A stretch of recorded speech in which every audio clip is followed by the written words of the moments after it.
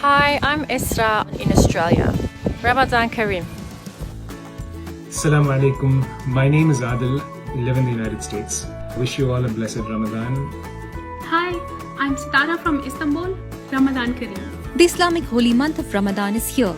It's a time of spiritual purification and self-discipline for most of the world's 1.8 billion Muslims who will be fasting from sunup to sundown.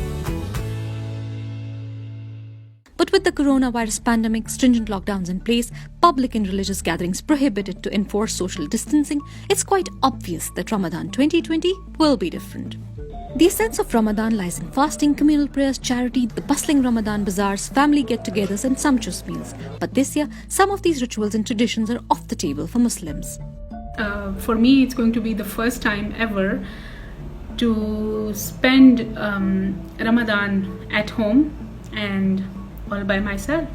I look forward to Ramadan this year in a different way, and my thoughts and prayers would be with all the people around the world who are suffering and who are under immense difficulty, duress in this period. Several countries have shuttered their places of worship and suspended congregational prayers. The holy sites of Mecca and Medina in Saudi Arabia are under total lockdown, while Islam's third holiest site, the Al-Aqsa Mosque in Jerusalem, is closed to worshippers during Ramadan, leaving Muslims grappling with an untimely paradox: enforced separation at a time when socializing is almost sacred.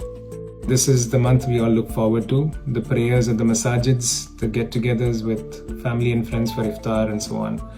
This Ramadan is going to be different from what we are used to, but I don't think it's going to be any less special. So how will Muslims make do this Ramadan?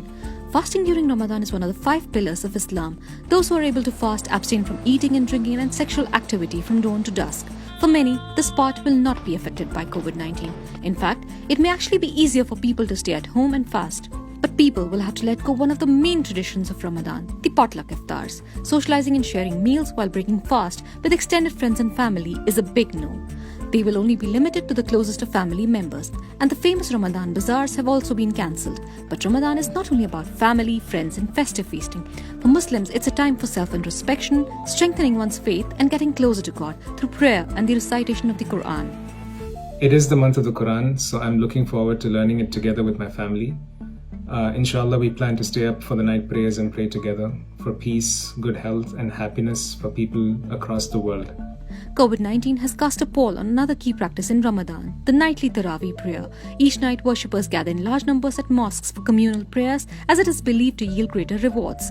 But with congregational prayers cancelled, people are likely to pray Tarawih at home. My Arabic teacher recently shared an interesting perspective. He mentioned that revelation came to Rasulullah sallallahu alaihi wasallam when he was in seclusion. So perhaps this pandemic and the resulting lockdown is an opportunity for us to connect with our Creator. The two holy cities of Mecca and Medina are off limits for worshippers to combat the pandemic. The optional Islamic pilgrimage Umrah is carried throughout the year by millions of Muslims, but many consider Ramadan an auspicious time to perform it. But since Saudi authorities have suspended this pilgrimage, doubts are also being raised over the upcoming annual Hajj pilgrimage.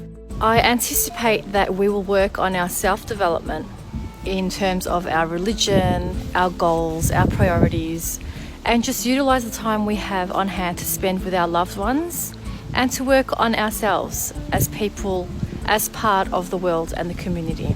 To meet the lockdown challenges, people are now finding ways to compensate for the lack of spiritual congregation and social interaction by using technologies such as Zoom and Facebook to arrange virtual communal iftars, raise funds for charity, along with live streaming webinars and prayers.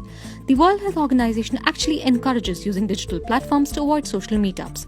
Charity organizations also plan on delivering iftar meals directly to those in need, instead of having Ramadan tents or mosque gatherings. Nonetheless, Muslims are not letting the global pandemic dampen their spirit. Ramadan must go on.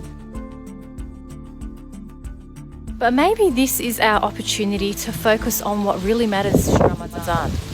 Praying in isolation, doing a lot of dhikr throughout the day. For me, I think it's going to be a very spiritual experience. It would be an opportunity for me to take a deep, hard look at my life and reassess, re-evaluate my priorities in life. At the end of the day, Ramadan is all about spirituality. May Allah accept from all of us. Stay home, stay safe.